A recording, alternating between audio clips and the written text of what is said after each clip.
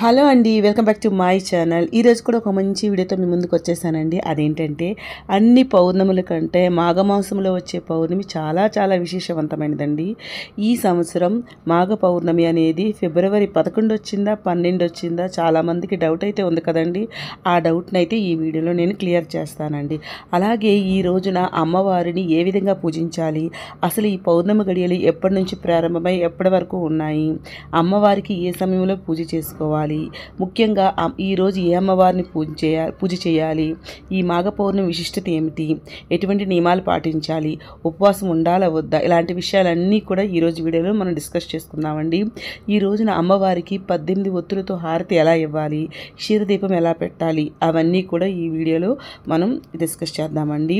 అయితే వీడియోని మొత్తం స్కిప్ చేయకుండా చూసేయండి. మీకు నచ్చితే లైక్ చేయండి, షేర్ చేయండి, ఇంకా నా ఛానల్ని సబ్స్క్రైబ్ చేయండి ప్లీజ్. మాఘమాసంలో వచ్చే పౌర్ణమినే మాఘ పౌర్ణమి అంటారు. దీన్నే మహామాఘి అని కూడా అంటారండి. అన్ని పౌర్ణముల కంటే ఈ పౌర్ణమి చాలా ప్రాధాన్యత ఉందండి. కార్తీక మాసం దీపారాధనకి ప్రత్యేకమైతే ఈ మాఘమాసం స్నానానికి ప్రత్యేకం. ఈ పౌర్ణమి రోజు చేసే స్నానం మరింత విశేషమైనదండి. ఎందుకంటే ప్రకారం మాఘమాసంలో దేవతలు తమ సర్వశక్తులను తేజస్సులను జలాల్లో ఉంచుతారు అంటారండి. అందుకనే ఈ నెలలో మాఘ స్నానాన్ని చాలా గొప్పగా భావిస్తారు. ఈ పౌర్ణమి రోజు ఎవరైతే స్నానాలను ఆచరిస్తారో వాళ్ళందరికీ కూడా దేవతల యొక్క తేజస్సు శక్తి మనకి చేకూరుతుందని, మనం చేసిన పాపాలన్నీ తొలగిపోయి ఆరోగ్యం ఐశ్వర్యం అన్నీ వస్తాయని మన పురాణాలు చెప్తున్నాయండి. అలాగే మనం చేసిన పాపాలన్నీ తొలగిపోయే ఆరోగ్యం శక్తి లభిస్తుందండి. అయితే ఈ స్నానాలు ఎక్కడ చేయాలని కూడా తెలుసుకుందాం. దానికంటే ముందుగా మాఘ పౌర్ణమి ఈ 2025 సంవత్సరంలో ఏ తేదీని వచ్చిందో ముందుగా తెలుసుకుందాం. దానికంటే ముందుగా పౌర్ణమి గడియలు తెలుసుకుందాం. ఈ పౌర్ణమి గడియలు మనకి ఫిబ్రవరి 11వ తేదీన రాత్రి 7:01 ప్రారంభమై 12వ తేదీన బుధవారం రాత్రి 7:08 వరకు ఈ పౌర్ణమి గడియలు అయితే ఉంటున్నాయండి. మనకి సూర్యోదయం ప్రకారం అయితే ఫిబ్రవరి 12వ తారీఖునే మనకి బుధవారమే మాఘ పౌర్ణమి అండి. ఈ మాఘ పౌర్ణమి రోజునే మనకి లలితాదేవి అమ్మవారు జన్మించారు అంటారండి. అందుకే దీనిని లలితా జయంతి అని కూడా అంటారు. అలాగే ఈ రోజే సతీదేవి పుట్టినరోజు కూడా అంటారండి. అంటే పార్వతీదేవికి చాలా ఇష్టమైన రోజు ఈ మాఘ పౌర్ణమి. అందుకే ఈ మాఘ పౌర్ణమి రోజున లలితాదేవి అమ్మవారిని కానీ, లేదా గౌరీదేవి అమ్మవారిని కానీ, లేదా లక్ష్మీదేవి అమ్మవారిని కానీ ఏ అమ్మవారినైనా సరే పూజిస్తే మనకున్న కష్టాలన్నీ కూడా తొలగిపోయి ఆ అమ్మవారిలా సంపూర్ణ అనుగ్రహం మనకు కలుగుతుందండి.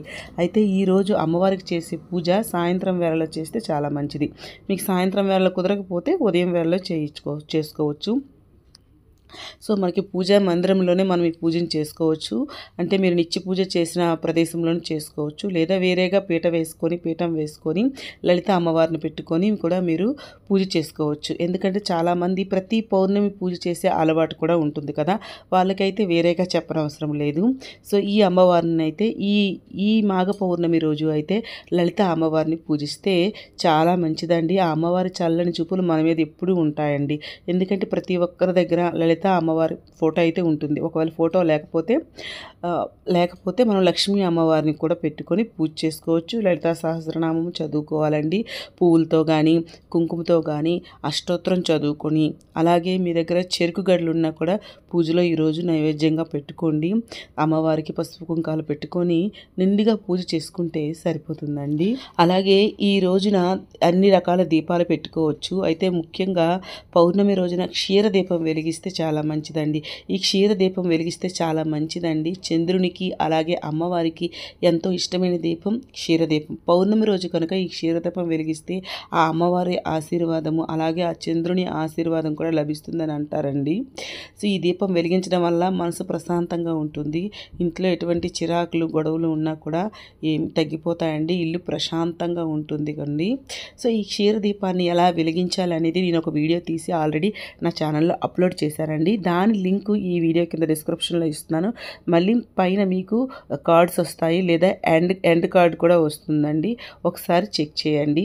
అలా మీరు ఈ రోజున క్షీరదీపం వెలిగించుకోండి, చాలా మంచిదండి. ఇంకా ఈ రోజు లలిత అమ్మవారికి 18 ఒత్తులతో హారతి ఇస్తే చాలా మంచిది. దీనికోసం ఒక ప్లేట్ తీసుకొని పసుపు కుంకులతో బొట్లు పెట్టుకొని, తర్వాత తమలపాకులు తీసుకొని, తమలపాకులు మంచివి అంటే చిరిగినవి కాకుండా మంచివి తీసుకొని మొత్తం 18 ఆకులు తీసుకోవాలండి.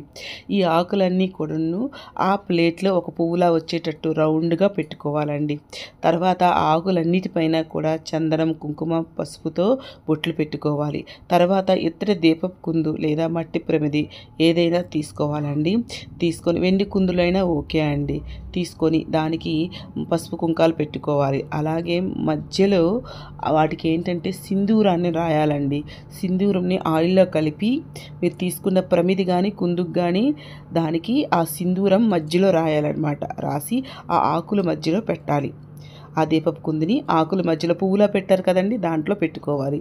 ఇప్పుడు దాంట్లో 18 ఒత్తులను కూడాను 18 ఒత్తులు తీసుకొని వాటిలో పెట్టుకోవాలన్నమాట. నూనెతో తడిపి 18 ఒత్తులు తీసుకొని ఒక ఒత్తిగా చేసి మీరు నేతితో కానీ నువ్వుల నూనెతో కానీ దీపం పెట్టుకోవచ్చు. అందుకని మీరు ముందుగా ఏం చేస్తారంటే నువ్వుల నూనెతో కానీ నెయ్యితో కానీ ఆ ఒత్తులన్నింటినీ కూడా నానబెట్టుకోండి. సో మీకు దీపం వెలిగించేటప్పుడు ఈజీగా వెలుగుతుంది అనమాట.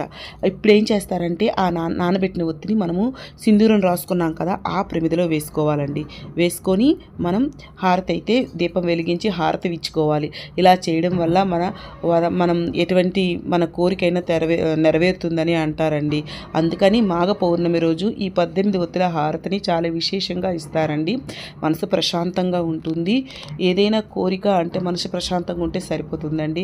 సో ఒక్కసారి మీకు వీలుంటే ఈరోజు ఇచ్చి చూడండి. అయితే ఈ హారతి ఇచ్చేటప్పుడు ఆ పూజకి ఏంటంటే హారతి ఇచ్చేటప్పుడు దీపం చుట్టూ కూడా ఎరుపు పువ్వులు పెట్టుకోవాలండి. మీ దగ్గర ఎరుపు పువ్వులు ఉంటే ఎరుపు పువ్వులతో ఆ ప్లేట్ని అలంకరించుకొని మీరు హారతి ఇచ్చుకోవాలన్నమాట. అయితే పూజ చివరిలో ఈ హారతి ఇవ్వాలండి. ముందుగా లలిత స్తోత్రాలు, లలిత సహస్రనామాలు అన్నీ చదువుకొని చివరిలో మనం ఈ హారతి అనేది ఇవ్వాలన్నమాట. అమ్మవారికి ఇష్టమైన కుంకుమ కానీ ఎర్రని పువ్వులతో కానీ అక్షింతలతో కానీ అమ్మవారికి పూజనైతే చేసుకోవాలండి. అలాగే లలిత సహస్రనామాలతో సమానమైన అమ్మవారి అతి శక్తివంతమైన 25 నామాలు ఉన్నాయండి. ఆ 25 నామాలు చదువుకున్నా సరిపోతుంది. లలితా సహస్రనామం చదివినంత ఫలితం వస్తుందండి. ఆ నామాలు ఏంటి అనేది మీకు స్క్రీన్ పైన ఇస్తానండి, మీరు ఒకసారి చూడండి. అవేవి చదవలేము అన్నవారు ఓం శ్రీ మాత్రే నమః అనే మంత్రాన్ని చదువుకొని పూజ చేసుకున్నా సరిపోతుందండి. ఆదిశక్తి రూపాలైన త్రిపురాత్రయములో శ్రీ లలిత త్రిపుర సుందరీ దేవి 2వ స్వరూపం. ఈమె శ్రీచక్రానికి అధిష్టాన దేవత. పండాసురుణ్ణి వధించడానికి మాఘ పౌర్ణమి రోజున శ్రీ లలితాదేవి ఆవిర్భవించినట్లు మనకి పురాణాలు చెప్తున్నాయి. అందుకని ఈ లలితా జయంతి రోజున లలితాదేవి అమ్మవారికి పూజ చేయడం వలన ఆ అమ్మవారి సంపూర్ణ ఆశీర్వాదం మనపైన ఉంటుందండి. అయితే అమ్మవారికి చేసే పూజ సాయంత్రం వేళల్లో చేస్తే చాలా మంచిదండి. సాయంత్రం కుదరని వారు ఉదయం వేళల్లో చేసుకోవచ్చు. పూజ సమయాలన్నీ కూడా మీకు చెప్పారు ఏ టైంలో ఉంటుందని. ఈ మాఘ పౌర్ణమి రోజున సత్యనారాయణ స్వామి వ్రతం ఆచరిస్తే చాలా మంచిదండి. ఈ మాఘ పౌర్ణమి రోజున పవిత్రమైన పురునదిలో స్నానం చేసినా చాలా మంచిదండి. అమ్మవారికి పూజ చేసుకున్న తర్వాత చంద్రునికి కూడా దండం పెట్టుకొని ఆ వెన్నెల్లో పాలు కానీ పరమాణం కానీ పెట్టుకొని లలితా సహస్రనామం చదువుకొని ఆ చంద్రుని కిరణాలు మనం పెట్టిన నైవేద్యంలో పెడితే ఆ నైవేద్యాన్ని మనం స్వీకరించడం వల్ల మనకి సంపూర్ణ ఆయురారోగ్యాలు కలుగుతాయని అంటారండి. సో మీకు వీలుంటే నైవేద్యం పెట్టి పారాయణ చేసుకోండి. చంద్రకిరణాలు పడేటట్టు లేదా మామూలుగా లలితా సహస్రనామం చదువుకున్నా సరిపోతుందండి. సో ఎవరైనా ఉపవాసం ఉండేవాళ్ళు ఉదయం నుంచి సాయంత్రం వరకు ఉండి సాయంత్రం పూజ చేసుకొని ఉపవాసం విరమించవచ్చు. ఒకవేళ ఉపవాసం కంపల్సరీ ఉండాలా అంటే కంపల్సరీ ఏమి లేదండి. ఉపవాసం లేకుండా కూడా మీరు పూజ చేసుకోవచ్చు. ఈరోజు ఒక్క నాన్ వెజ్ తినకపోతే సరిపోతుందండి. సో ఇలా పూజ అంతా అయిపోయాక తర్వాత మనం 18 ఒత్తులతో హారతి రెడీ చేసాం కదండి. సో అందుకని మనం ఏకహారితో ఆ హారతిని వెలిగించుకోవాలండి. సో ఇలా హారతి ఇచ్చేటప్పుడు మనకి హారతి పాటలు ఉంటాయండి బుక్స్లోన, లేదా లలితా హారతి కూడా ఉంటుంది. అది చదువుకుంటూ హారతి ఇచ్చుకొని పూజని సమాప్తం చేయాలండి. సో ఇలా మాఘ పౌర్ణమి రోజు పూజ చేసుకోండి మీకు వీలైనట్టు. సో మీకైతే ఒక విషయం తెలియజేశాను అనుకుంటున్నాను. మీకైతే వీడియో నచ్చితే ప్లీజ్ అండి లైక్ చేయండి, షేర్ చేయండి, నా ఛానల్ని సబ్స్క్రైబ్ చేసుకోండి. మళ్ళీ ఇంకొక మంచి వీడియోతో వస్తానండి. అప్పటి వరకు టేక్ కేర్, బాయ్.